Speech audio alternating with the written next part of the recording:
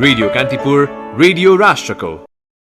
एमालेको 10औं महाधिवेशन आयोजक कमिटी भङ्ग, माओवादी छोडेका 4 सहित 8 जना स्थायी कमिटीमा मनोनित, वरिष्ठ नेता द्वय सहित 11 जनाको कार्यवाही खारेज। नेपाली कांग्रेसमा 14औं महाधिवेशन केन्द्रित छलफल तीव्र, संवाद मात्र बढ्दै गएर सहमति टर्दै जाने हो भने उपलब्धि शून्य हुने सम्भावना पनि उत्तिकै। जातीय विभेद तथा छुवाछुत जस्तो संवेदनशील घटनामा संलग्न दोषीलाई संरक्षण नगर्न मानवाधिकार आयोगद्वारा सरकारको ध्यानाकर्षण। भारतको सर्वोच्च अदालतद्वारा कोरोना संक्रमणका कारण ज्यान गुमाएका व्यक्तिका परिवारलाई आर्थिक राहत प्रदान गर्न केन्द्र सरकारलाई निर्देशन। कोरोना महामारीमा भएको त्रुटिका कारण देश गम्भीर संकटको अवस्थामा पुगेको उत्तर कोरियाली नेता किमको भनाई। र आगामी जुलाईमा हुने टोकियो ओलम्पिकका लागि 5 नेपाली खेलाडीको टुङ्गो लाग्यो, थप वाइल्ड कार्ड नेपालले नपाउने। नमस्कार, कान्तिपुर डायरीका साथमा साथी रमेश र म पार्वता। सुरुमा कान्तिपुर सविस्तार। कान्तिपुर सविस्तार। नेपाली कांग्रेसको 14औं महाधिवेशन केन्द्रित रहेर नेताहरूले पछिल्लो समय भेटवार्ता तीव्र बनाएका छन्। सभापतिका आकांक्षी कांग्रेस उपसभापति विमलेन्द्र निधि, महामन्त्री डाक्टर शशाङ्क कोइराला र कांग्रेस पूर्व महामन्त्री प्रकाशमान सिंह बीचको छलफल बाक्लिएको छ। उपसभापति निधि, महामन्त्री कोइराला र पूर्व महामन्त्री सिंह कांग्रेसको पुराना नेताहरूका सन्तान भएका कारण नेता त्रयको बैठकलाई कांग्रेस वृत्तमा चासोका साथ हेरिएको छ। नेपाली कांग्रेसको 14औं महाधिवेशनको सभापतिका लागि अहिलेसम्म 7 जना नेताहरू आकांक्षी देखिएका छन्। यसअघिको 13औं महाधिवेशनमा वर्तमान सभापति शेरबहादुर देउवा, वरिष्ठ नेता रामचन्द्र पौडेल र नेता कृष्ण प्रसाद सिटौला सभापतिको आकांक्षी थिए। अहिले थप 4 जना नेताहरूले सभापतिमा उठ्न कसरत शुरू गरिसकेका छन्। उपसभापति विमलेन्द्र निधि, महामन्त्री डाक्टर शशाङ्क कोइराला र कांग्रेस पूर्व महामन्त्री प्रकाशमान सिंह बीचको छलफलले तीव्रता पाएको छ। सभापतिका आकांक्षी उपसभापति विमलेन्द्र निधि आगामी महाधिवेशनलाई मुलुकमा हुने चुनावको तयारी स्वरूप हेर्नुपर्ने बताउँछन्। आगामी निर्वाचन ढिलो चाँडो त जहिले पनि हुन्छ नै, त्यसमा रुखछापलाई जिताउनु पर्यो भन्ने मेरो उद्देश्य हो। र नेपाली कांग्रेसको महाधिवेशनबाट यदि तपाईको युनाइटेड भएर नेपाली कांग्रेस प्रस्तुत भएर निस्क्यो र वैचारिक रूपमा पनि नीतिगत रूपमा पनि बरु सुदृढ भएर निस्क्यो भनेदेखि जनता र मतदाता यसपालि तपाईको नेपाली कांग्रेसको पक्षमा सहयोग गर्छ भन्ने मलाई विश्वास छ। कांग्रेसको अहिलेसम्मको इतिहासमा नेतृत्व चयनमा उम्मेद्वार बीच छलफल भएर सहमतिको प्रयास हुने प्रचल रहिआएको देखिन्छ। त्यसो हुन नसके साझा धारणाका आधारमा नेतृत्व चयन हुनुपर्ने नेता निधिको भनाइ छ। पुनः नेता निधि, देशभरिको साथीहरूमा, सदस्यहरूमा, सबै तहका नेता र साथीहरूको एउटा भावना के छ भने अब नयाँ पुस्ता होस्, परिवर्तन होस् भन्ने चाहना छ। त्यसको लागि म चाहिँ प्रयास गरिरहेको छु। प्रकाशमानजी, शशाङ्कजी, यसको अर्थ हामी प्रकाशमान र शशाङ्क र म तिनजना मिलेर सबै कुरा गर्ने पनि होइन। तर जो स्पिरिट देखिन्छ, जो उम्मेदवारको रूपमा आफूलाई प्रस्तुत गरेको हुन्छ, त्यो बीचमा सहमतिको प्रयास गर्नु तपाईँको पहिलो प्राथमिकता हुन्छ र पहिलो तपाईँको अभ्यास हुन्छ। तरिका पनि त्यही हो। त्यसकारणले मैले प्रकाशमानजी, शशाङ्कहरूसँग कुराकानी गरिरहेको छु। तर यसको अर्थ यो होइन कि हामी तिनजनाले जे गर्यो त्यही हुन्छ भन्ने पनि छैन। हामी तिनीहरूको साझा धारणा हुन सक्छ, अरू साथीहरूको पनि हुन सक्छ, अरू साथीहरूसँग पनि हामी छलफल गर्छौँ। सभापतिका अर्का प्रत्याशी नेता शेखर कोइराला 14औं महाधिवेशन संघारमै आइसके पनि पार्टीभित्र समस्या व्याप्त रहेको बताउँछन्। क्रियाशील सदस्यताको विषय समेत टुङ्गी नसकेको नेता कोइरालाको भनाइ छ। स्वस्थ प्रतिस्पर्धाबाट नेतृत्व आउनुपर्ने नेता कोइराला बताउँछन्। नेतृत्व स्वस्थ प्रतिस्पर्धाबाट हुनुपर्छ। यो स्वस्थ प्रतिस्पर्धा तपाईँको मेचीदेखि महाकालीसम्मका साथीहरूले प्रतिस्पर्धा गरिकन आउँछन्। यो टीका लगाएर नेतृत्व बनाएर हुँदैन। कहीँ कहीँ कुनै कुनै ठाउँहरूमा टीका लगाएर माने सहमतिको आधारमा हुन्छ भने ठिक, तर नेताहरू यहाँ काठमाडौँमा बसेर टीका लगाएर यो भयो, यो महामन्त्री भयो भनेर भन्ने चाहिँ त्यो स्वीकार्य हुँदैन। सभापति शेरबहादुर देउवाले पनि 14औं महाधिवेशनमा पुनः सभापतिका लागि आफ्नो दावेदार प्रस्तुत गरेका छन्। दोस्रो पटकसम्म एउटै पदमा दावी गर्न पाउने कांग्रेसको विधान अनुरूप सभापति देउवाले पुनः दावी प्रस्तुत गरेको भन्दै अन्य नेताले पनि यसलाई सामान्य रूपमा लिएका छन्। 13औं महाधिवेशनमा पनि सभापति पदका लागि दावी प्रस्तुत गरेका नेता कृष्ण प्रसाद सिटौला 14औं महाधिवेशनको तयारी अघि बढिसकेको बताउँछन्। 14 महाधिवेशनको यो मुखमा आइपुग्दा हाम्रो टिम एकताबद्ध छ। हाम्रो विस्तारित समूह छ अहिले देशव्यापी क्षेत्रमा 75 जिल्ला 65वटै निर्वाचन क्षेत्रमा साथीहरूले आगामी अधिवेशनको लागि तयारी गरिराख्नु भएको छ स्थानीय तहमा र अहिले हेर्ने केन्द्रमा यो क्रियाशील सदस्य छानबिन समितिले निर्णय दिइराखेको छैन। निर्णय दिने समय पनि बाँकी छ। अब छानबिन समितिले यो महिनाभित्रमा निर्णय दिएर मतदाता सूची भनेको क्रियाशील सदस्य सूचीको अन्तिम निर्णय भइसकेपछि मात्रै यो प्रारम्भिक रूपरेखा तयार हुन्छ पार्टीको महाधिवेशनको प्रतिस्पर्धालाई लिएर। त्यसपछि सबै नेताहरूले बोलेका कुरा नै अलिक पत्यारिलो लाग्छ मलाई। नेपाली कांग्रेस भित्र रहेको संस्थापन र इतर पक्ष बीचको मतभेद 14औं महाधिवेशनमा पनि देखिने निश्चित प्राय छ। सभापतिका आकांक्षीको संख्या धेरै देखाएर अलोकतान्त्रिक चरित्र प्रदर्शन गर्नुभन्दा पनि स्वस्थ प्रतिस्पर्धाबाट नेतृत्व चयन गर्नु अहिलेको अवस्थामा बुद्धिमत्तापूर्ण निर्णय हुने कतिपयको भनाइ छ। केन्द्रीय समिति चयन गर्ने महाधिवेशन प्रतिनिधिको छनौट भइसकेपछि आकांक्षीको संख्या घट्ने पनि कतिपयको भनाइ छ। कांग्रेस विश्लेषक सुदर्शन आचार्य मुलुकको अहिलेको अवस्थालाई मध्यनजर गर्दै नेपाली कांग्रेसले सर्वसम्मत रूपमा उम्मेद्वार प्रस्तुत गर्नुपर्ने भन्दै भोलिको आम निर्वाचन, प्रदेश निर्वाचन र स्थानीय निर्वाचनमा असर गर्ने काम गर्न नहुने बताउँछन्। नेपालको लोकतान्त्रिक शक्ति भनेर चिनिएको नेपाली कांग्रेसमा असाध्यै धेरै आकांक्षी हुने, एक अर्कामा निजी आरोप प्रत्यारोप लगाउने र पार्टीलाई कमजोर बनाउने काम गर्न हुन्न। त्यसले गर्दा पनि सकेसम्म नेपाली कांग्रेसले यति बेला सर्वसम्मत क्यान्डिडेट प्रस्तुत गरेर एउटा सन्देश दिन जरुरी छ। यदि सम्भव छैन भने पनि स्वस्थ प्रतिस्पर्धाबाट नेतृत्व चयन गर्नुपर्छ ताकि भोलिको आम निर्वाचन वा प्रदेश निर्वाचन वा स्थानीय निर्वाचनमा असर पर्ने गरी नेपाली कांग्रेसको काम गर्न हुन्न भन्ने मलाई लाग्छ। तीन खेमामा विभाजित कांग्रेस भित्र पनि महाधिवेशनको विषयलाई लिएर नेताहरूबीच संवाद हुनु स्वाभाविक हो। तर संवाद बढ्दै गएर सहमति टर्दै जाने हो भने उपलब्धि शून्य हुने सम्भावना पनि उत्तिकै रहन्छ। र सबैभन्दा महत्वपूर्ण कुरो भनेको तीन नेताबीच भेटघाट र छलफल बाक्ले पनि उनीहरू एकले अर्कालाई सघाउने वातावरण बन्छ कि बन्दैन भन्ने मुख्य प्रश्न हो। त्यसो हुन नसके सभापतिमा देउवाले दोस्रो कार्यकाल लम्ब्याउनेमा कुनै शंका छैन। रेडियो कान्तिपुरका लागि पार्वता चौधरी। कान्तिपुर सविस्तार।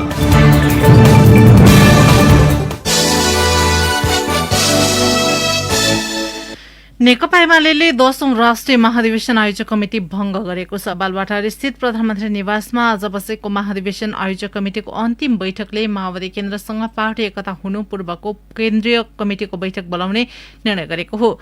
2075 जेठ 2 गते अगाडिकै केन्द्रीय कमिटी बिउत्याउने निर्णय गरेको एमाले केन्द्रीय कमिटिको बैठक पर्सि शुक्रबारका लागि बोलाएको छ। यस्तै बैठकले माओवादी केन्द्र छाडेर एमाले आएका 4 नेता सहित 8 जनालाई स्थायी कमिटिमा मनोनित गर्ने निर्णय पनि गरेको प्रवक्ता प्रदीप गेवालीले जानकारी दिनुभयो। माओवादी केन्द्रका रामबहादुर थापा, लेखराज भट्ट, टोपबहादुर रायमाझी, मणि थापा र एमालेकै रघुवीर महासेठ, रघुजी पन्त, विष्णु रिमाल र बेदुराम भुसालाई स्थायी कमिटिमा मनोनित गर्ने निर्णय भएको गेवालीले बताउनुभयो। उहाँका अनुसार यसअघि महाधिवेशन आयोजक कमिटिले वरिष्ठ नेता माधव कुमार नेपाल, चलनाथ खनाल सहित 11 जनालाई गरेको कार्यवाही स्वत निष्क्रिय भएको छ। बैठकले कोभिड नियन्त्रण गर्न सरकारले गरेको पहलको उच्च प्रशंसा गर्दै सबैलाई खोप दिलाउन अनुरोध गर्ने निर्णय पनि गरेको छ। साथै बाढी पहिरोबाट प्रभावितहरूको उद्धार र राहतमा सरकारले खेलेको भूमिकाको प्रशंसा गर्दै थप प्रभावकारी भूमिका खेल्न अनुरोध गर्ने निर्णय पनि गरेको गेवालीले बताउनुभयो। भारतको नयाँ दिल्ली स्थित एपोलो अस्पतालमा उपचाररत वरिष्ठ नेता खनालको उपचार खर्च पनि पार्टीले बेहोर्ने निर्णय गरेको छ। बैठकमा प्रधानमन्त्री एवं अध्यक्ष केपी शर्मा ओलीले नेता खनालको उपचार खर्च पार्टीले जिम्मा लिने घोषणा गर्नुभएको हो। कोरोना संक्रमण मुक्त भएपछि पनि स्वास्थ्यमा समस्या भएपछि खनाल उपचार गराउन केही दिन अघि भारत जानुभएको थियो। कान्तिपुर डायरीमा अब ब्रेकको पालो। कान्तिपुर डायरीमा अब बाँकी प्रसंग। राष्ट्रिय मानवाधिकार आयोगले जातीय विभेद तथा छुवाछुत जस्तो संवेदनशील घटनामा संलग्न दोषीलाई संरक्षण नगर्न सरकारलाई आग्रह गरेको छ। आयोगले छुवाछुतका घटनालाई संवेदनशील रूपमा लिई घटनाको निष्पक्ष र प्रभावकारी अनुसन्धान मार्फत दोषीलाई कानूनी कार्यवाहीको दायरामा ल्याउन तथा पीडितको न्याय, मर्यादा र समानताको अधिकार संरक्षण गर्न सरकारलाई आग्रह गरेको छ। आयोगले सामाजिक सञ्जालमा आफ्ना विचार प्रस्तुत गर्दा संयमित हुन र सामाजिक सद्भाव राख्न सम्बद्ध सबै पक्षलाई अनुरोध गरेको छ। सञ्चारकर्मी रूपा सुनारलाई जातीय पहिचानका आधारमा कोठा नदी भेदभाव गरेको भनी आयोगमा उजुरी प्राप्त हुन आए पश्चात आयोगले यस घटनालाई गम्भीर रूपमा लिई प्रहरी तथा कानून कार्यान्वयन गर्ने निकायबाट गरिएको अनुसन्धानलाई नजिकबाट अनुगमन गरिरहेको जनाएको छ। जातीय विभेद जस्तो अमानवीय र संवेदनशील घटनाका दोषीलाई सरकारका मन्त्रीले सरकारी गाडीमा राखेर प्रहरी कार्यालयबाट घर लगेको विषयमा मन्त्री कृष्णकुमार श्रेष्ठसँग आयोगले आज छलफल गरेको छ। यसैबीच घरबेटी भनिएकी सरस्वती प्रधानले पनि रूपा विरुद्ध उजुरी दिनुभएको छ। उहाँले आफ्नो अनुमति बिना फोन रेकर्ड गरी व्यक्तिगत जीवनको स्वतन्त्रता हनन गरेको भन्दै रूपा विरुद्ध आयोगमा उजुरी दिनुभएको हो। यसैबीच जातीयलाई पृष्ठपोषण गरेको भन्दै आलोचना खेपिरहेका शिक्षा मन्त्री कृष्णगोपाल श्रेष्ठले पनि आफूले गल्ती गरेको र आगामी दिनमा सो किसिमका गल्ती नदोहोर्याउने बताउनु भएको छ। विभिन्न संवैधानिक आयोगहरूमा 20 पदाधिकारीलाई गरिएको नियुक्ति विरुद्ध सर्वोच्च अदालतमा पूरक रिट दर्ता भएको छ। संवैधानिक परिषद सम्बन्धी अध्यादेश र विभिन्न संवैधानिक आयोगमा परिषदले गरेको सिफारिस विरुद्धका मुद्दा विचाराधीन रहेको अवस्थामा नियुक्ति गरिएको भन्दै वरिष्ठ अधिवक्ता दिनेश त्रिपाठीले पेश गरेको पूरक रिट दर्ता भएको हो। सर्वोच्चका सह रजिस्ट्रार एवं मुद्दा तथा रिट महाशाखा प्रमुख बाबुराम दाहालले वरिष्ठ अधिवक्ता त्रिपाठीले पेश गरेको रिट निवेदन आज दर्ता भएको बताउनुभयो। अहिलेको पूरक रिटलाई अध्यादेश विरुद्ध र संवैधानिक परिषदको सिफारिस विरुद्धको मूल रिट निवेदनसँग राखेर सुनवाईका लागि पेशीमा चढाइने सर्वोच्च अदालत स्रोतले जनाएको छ।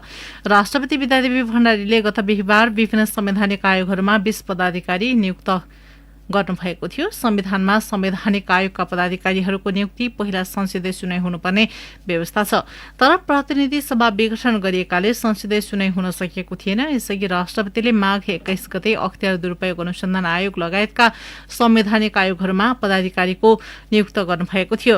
संवैधानिक परिषद सम्बन्धी अध्यादेशको व्यवस्था बमोजिम बसेको संवैधानिक परिषदको बैठकले गरेको सिफारिस संविधानको व्यवस्था प्रतिकूल भन्दै सभामुख अग्निप्रसाद सापकोटा, वरिष्ठ अधिवक्ता त्रिपाठी लगायतले दायर गरेको रिट निवेदनमा सर्वोच्चले सुनवाई गरेको छैन।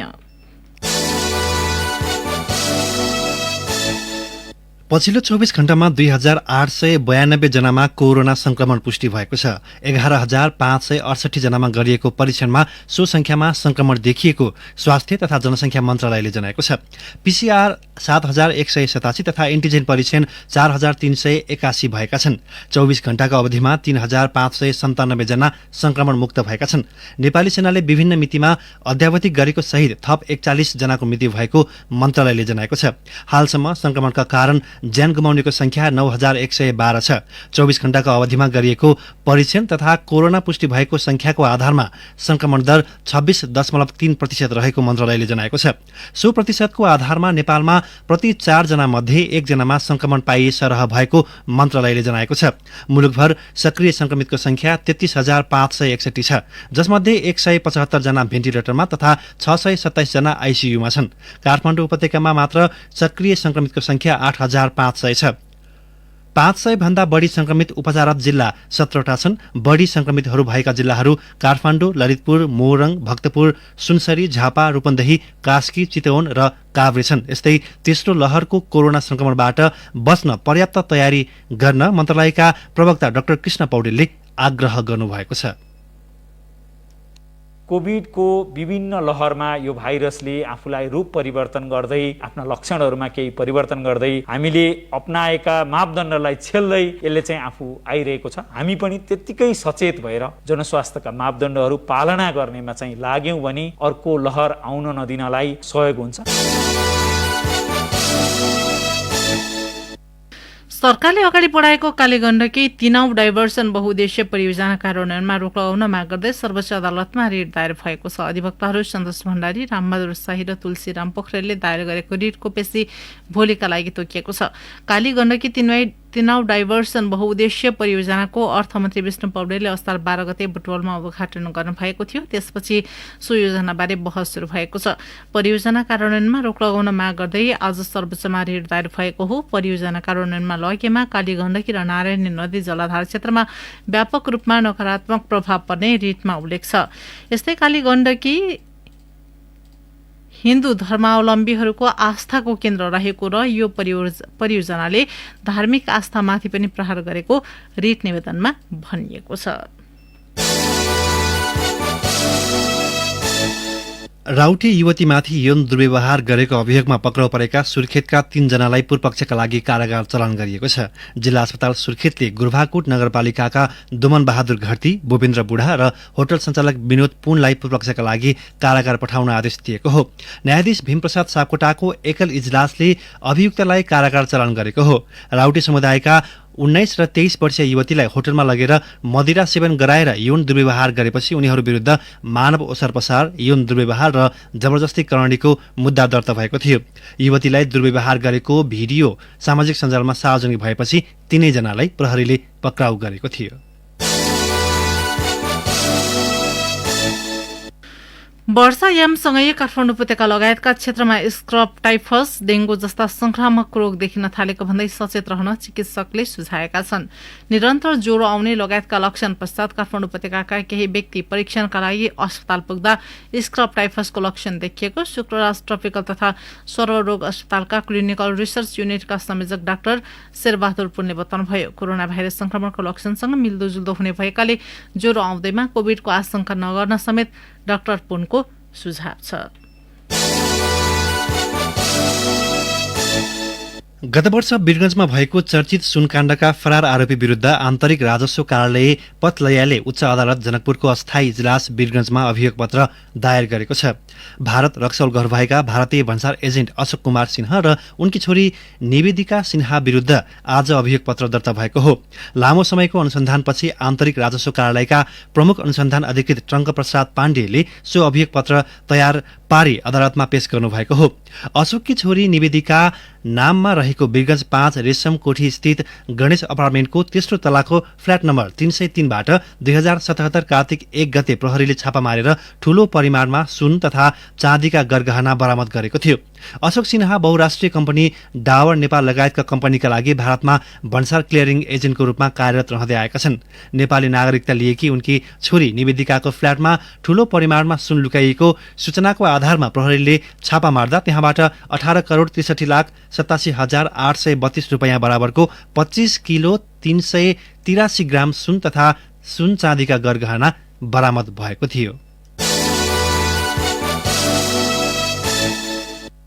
कर्णाली नदीको जोखिम रोक्न 2 वर्षसम्म ढुङ्गा, गेटी र बालुवा ननिकाल्ने निर्णय भएको छ। कैलाली र बर्दियाका सरकारवाला बीच भएको समन्वय बैठकले कर्णाली नदीमा 2 वर्षसम्म नदी जाने पदार्थ उत्खननका लागि ठेका नदिने निर्णय भएको हो।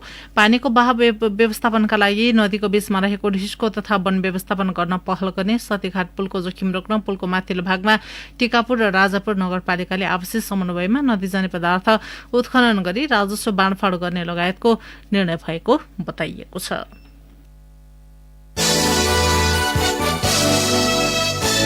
अब केही समाचार संक्षेपमा। काठमाडौँको विशाल नगरमा निर्माण हुन लागेको बीपी अध्ययन तथा अनुसन्धान केन्द्र भवनको आज कंग्रेस सभापति शेरबहादुर देवालले शिलान्यास गर्नुभएको छ। सो केन्द्रमा बीपीका बारेमा शोध गर्ने विद्यार्थीका लागि सबै अभिलेख उपलब्ध हुने जनाइएको छ। निषेधाज्ञाको समयमा पर्साको राष्ट्रिय वनमा तस्करको सक्रियता बढेको छ। डिभिजन वन कार्यालय पर्साका प्रमुख फरमान मियाका अनुसार पर्सागढी नगरपालिका, सखुवा पर्सोनी गाउँपालिका र वीरगञ्ज महानगरपालिका 31 अन्तर्गतको राष्ट्रिय वन क्षेत्रमा तस्करी बढेको हो। बागलुङको निसीखोला गाउँपालिका 1 का 49 वर्षीय बुद्धबहादुर गुरुङ मृत फेला परेका छन्। संयुक्त संघर्ष समितिले धरानस्थित बीपी कोइराला स्वास्थ्य विज्ञान प्रतिष्ठानका 4 पदाधिकारीको कार्यकक्षमा आज तालाबन्दी गरेका छन्। सर्वसाधारण बसोबास गर्दै आएको जग्गालाई कबुलियती वन बनाउन सिफारिस गरेको भन्दै उदयपुरको बेलका नगरपालिका 3 कोशी टपु क्षेत्रका सर्वसाधारणले आज दिउँसो नगरपालिका तोडफोड गरेका छन्। र कोरोना महामारीका कारण प्रभावित भएका गर्भवती तथा ज्येष्ठ नागरिकलाई सल्यानको दारमा गाउँपालिकाले निःशुल्क स्वास्थ्य परीक्षण थालेको छ। कान्तिपुर डायरीमा अब कैलाली डायरीको पालो। कैलाली डायरीबाट गणेश चौधरीको नमस्कार। सिँचाइ सुविधाको पर्याप्त व्यवस्था भएपछि कैलालीमा यो वर्ष समयमै धान रोपाई सकिएको छ। रानी जमरा कुलरिया सिँचाइ योजनाका कारण कुलामा प्रशस्त पानी भएपछि रोपाई चाँडै सकिएको हो। टिकापुर नगरपालिका 1 बनगाउँका किसान दिलबहादुर चौधरीले भने, पहिलाको जस्तो राँगा गोरुले लेवा गर्नु परे ढिला हुन्थ्यो, अब पावर टिलरले दिनमा करिब 1 बिघासम्म लेवा गर्न सकिन्छ, चाँडो नै हुने भयो। विगतका वर्षको जस्तो रासायनिक मलको अभाव पनि यो वर्ष नभएकोले चाँडै रोपाई सकिएको उनले बताए। रानी जमरा कुलरिया सिँचाइ आयोजनाको कमान्ड एरियामा 14,000 हेक्टर मध्ये 10,000 हेक्टर जग्गामा धान खेती गरिँदै आएको छ। कैलालीको मोहना, कन्द्रा, पथरैया र काँडा नदीमा पानीको बहाव बढेपछि प्रत्येक वर्षायाममा देखिने डल्फिन आइपुगेका छन्। स्थानीय भीमविकले नदीमा पानीको सतह चाँडै बढेकोले डल्फिन छिट्टै आएको बताए। नदी किनारमा बसेर पनि र ढुङ्गाको सहायतामा डल्फिनको अवलोकन गर्न सकिने पनि उनले बताए। यसअघि स्थानीयले जाल तथा गुलेलीले डल्फिनलाई मार्ने प्रयास गरे पनि पछिल्ला दिनमा उनीहरू यसको संरक्षणमा जुटेका छन्। कर्णाली नदीमा पानीको बहाव बढेसँगै कटान गरिएको स्थानीयले बताएका छन्। टिकापुर नगरपालिकासित जोडिएको भुराखानी, दौलतपुर र सत्ती कर्णाली सामुदायिक वनमा नदी कटान भइरहेको जनाइएको छ। कर्णाली नदीमा पानीको बहाव बढेपछि हुलाकी राजमार्गमा रहेको कर्णाली नदीमा रहेको पुलको बर्दियातर्फको भागमा नदी कटानले आउजाउ बन्द भएको छ। असार 12 गतेदेखि हुलाकी राजमार्गमा रहेको पुलमा आउजाउ बन्द भएको हो। टिकापुर अस्पतालमा बढ्दो बिरामीको चापसँगै प्रदेश सरकारले टिकापुर अस्पताललाई 200 शय्याको बनाउने निर्णय गरेको छ। शय्या थपसँगै बिरामीले विशेषज्ञ चिकित्सकबाट उपचार सेवा पाउने टिकापुर अस्पतालका अध्यक्ष दीपक रावलले बताउनुभयो। प्रदेश सरकारले उपप्रादेशिक अस्पताल बनाउने निर्णय गरे पनि चालु आर्थिक वर्षमा बजेटको व्यवस्थापन गरेको छैन।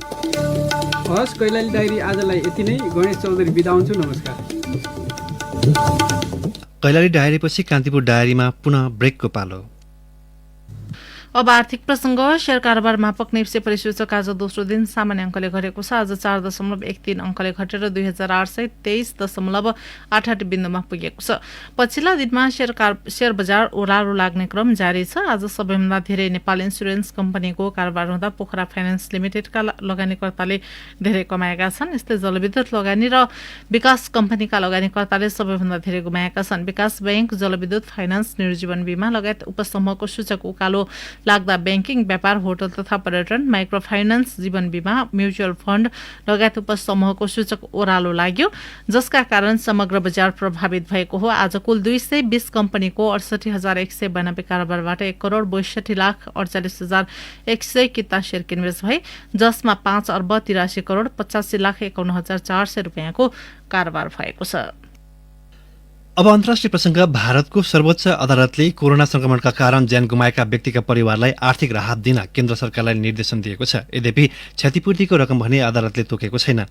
न्यायाधीश अशोक भूषण सहितको 3 सदस्यीय इजलासले राष्ट्रिय विपद व्यवस्थापन प्राधिकरण NDMA-लाई आगामी 6 सातासम्म राहत रकमको टुङ्गो लगाउन आदेश दिएको बीबीसीले जनाएको छ। उता उत्तर कोरियाका नेता किम जोङ उनले कोरोना भाइरसको महामारीमा भएको त्रुटिका कारण देश गम्भीर सङ्कटको अवस्थामा पुगेको बताउनु भएको छ।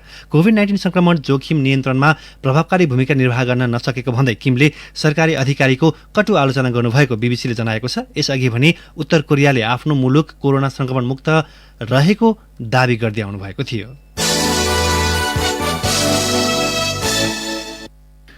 अब खेल प्रसङ्ग। जापानको टोकियोमा आगामी जुलाई 23बाट हुने ओलम्पिकका लागि नेपाली खेलाड़ीहरूले थप वाइल्ड कार्ड नपाउने भएका छन्। जुन 29 अर्थात् हिजोसम्म अन्तर्राष्ट्रिय ओलम्पिक कमिटी IOC ले वाइल्ड कार्ड पठाउने समयसीमा तोकेको थियो। सो समयसीमामा थप नेपाली खेलाड़ीको निमन्त्रणा नआएपछि टोकियो ओलम्पिकमा नेपालबाट 5 खेलाड़ीले मात्रै खेल्ने टुङ्गो लागेको हो।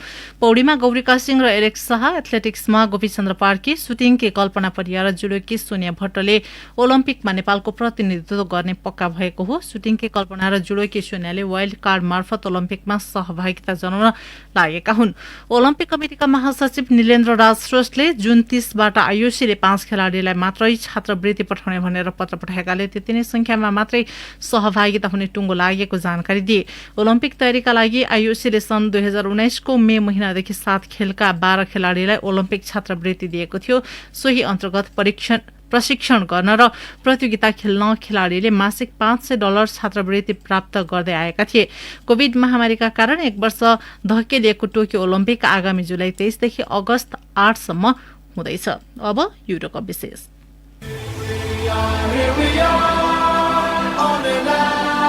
युरोकप 2020 विशेष। युरोकप विशेषमा यहाँलाई स्वागत छ। मिनी विश्वकपको क्वार्टर फाइनलको समीकरण पूरा भइसकेको छ। बुधबार र बिहिबार 2 दिनको विश्रामपछि पहिलो क्वार्टर फाइनलमा स्पेन र स्विजरल्यान्ड भेट्दा दोस्रोमा विश्व वरियताको नम्बर 1 बेल्जियम र इटाली बीच प्रतिस्पर्धा हुनेछ। तर आज हामी विश्वकपको विजेता फ्रान्स र युरोको साबिक विजेता पोर्चुगलको नकआउट चरणबाट भएको बहिर्गमनको बारेमा चर्चा गर्दैछौँ। फ्रान्सेली स्ट्राइकर किलियन एम्बाप्पेका लागि 2021 को जुन 28 तारिक बिर्सन नसक्ने दिन हो। तर उनले यो दिन राम्रो कामका लागि भन्दा पनि टोलीलाई युरोको क्वार्टर फाइनल पुर्याउन नसकेको दिनको रूपमा सम्झिनु पर्नेछ। त्यस अर्थमा उनी सोमबारको दिन सम्झन भन्दा बढी बिर्सन चाहन्छन्। स्विजरल्यान्डसँग 3-3 बराबरी खेलेपछि पेनाल्टी सुटआउटबाट निर्णय हुँदा एम्बाप्पेले गोल गर्नबाट चुके। एम्बाप्पे तिनै खेलाडी हुन् जसले 3 वर्ष अघि विश्वकपको फाइनलमा गोल गर्दै टोलीलाई जित दिलाए। बनाएका थिए, तर युरोमा उनको खासै राम्रो प्रदर्शन रहेन। पेनाल्टी सुटआउटमा कुनै पनि प्रहार मिस भएन, तर फ्रान्सबाट 5औं प्रहार गर्न आएका एम्बाप्पे चुके। त्यसपछि फ्रान्स युरोबाट रित्तो हात घर फर्कियो। प्रतियोगिता सुरु हुनु अघि एम्बाप्पे युरोको नायक साबित हुन सक्ने अनुमान गरिएको थियो, तर नकआउट चरणमा पेनाल्टीमा गोल गर्न असमर्थ भएपछि उनलाई फ्रान्सेली मिडियाले उल्टै खलनायक बनाइदिएका छन्। एम्बाप्पेले सोमबार राति आफू सुत्न नसकेको र सबै खेल प्रेमीसँग माफी पनि मागेका छन्, तर आँकडाले उनले माफी पाउने पर्याप्त आधार छैन, कारण करिम बेन्जिमाले प्रतियोगितामा 4 गोल गर्दा सर्वाधिक चासोका साथ हेरिएका एम्बाप्पेले गोलको खाता नै खोल्न सकेनन् र प्रशिक्षक र खेलाडीका रूपमा फुटबलका 2 ठूला प्रतियोगिता विश्वकप र युरोकप उचाल्ने डिडियर डेस्च्याम्प्सको सपना यसपटक अधुरै रह्यो। असफलता कठोर र निर्दयी शब्द हो। त्यस अर्थमा हेर्दा विश्व नम्बर 1 बेल्जियमसँग पराजित हुँदा युरोको डिफेन्डिङ च्याम्पियन पोर्चुगलले खास ठूलो असफलताको स्वाद चाख्न परेन। गोलका लागि 29 प्रहार पोर्चुगलले गर्दा बेल्जियमले मात्रै 6 वटा प्रहार गर्न सक्यो, तर फुटबलमा कसले कति प्रहार गर्यो भन्नेको अर्थ हुन्न, कसले गोल गर्न सक्यो र खेल कसले जित्यो भन्ने नै महत्त्वपूर्ण हुन्छ। त्यसैले पोर्चुगलको घर फिर्तीसँगै बेल्जियमको गोल्डन जेनेरेसनले फुटबलको महत्त्वपूर्ण उपलब्धि आत्मसात गर्ने सम्भावनालाई पनि त्यही झिनो अन्तरले नै उजागर गरिदिएको छ। 5 वर्ष अघि फ्रान्सलाई हराउँदै युरोकप उचालेको पोर्चुगलले यसपटक टिम गेम प्रदर्शन गर्न सकेन। फलत स्टार खेलाडी हुनुका बावजुद ऊ घर फर्किन आतुर जस्तो प्रतीत भयो। सबैभन्दा घाटा स्टार क्रिस्टियानो रोनाल्डोलाई भयो। यसै प्रतियोगिता मार्फत साउदी अरबका अली दाईको 109 अन्तर्राष्ट्रिय गोलको कीर्तिमान बराबरी गरेका रोनाल्डो यही संस्करणको युरोमा कीर्तिमान भङ्ग गर्दै आफ्नो नाउँमा लेखाउन चाहन्थे। युरोको टाइटल डिफेन्ड गर्दै सो कीर्तिमान बनाउन सकेको भए सायद सुनमा सुगन्ध हुन्थ्यो। युरोकप 2020 विशेष हवस् त यिनै प्रसङ्गसँगै कान्तिपुर डायरीको यो बुलेटिन यही सकिन्छ। 8 बजे सेक्युरिटी एन्ड क्राइम डायरी हुनेछ। साथी रमेश र म पार्वता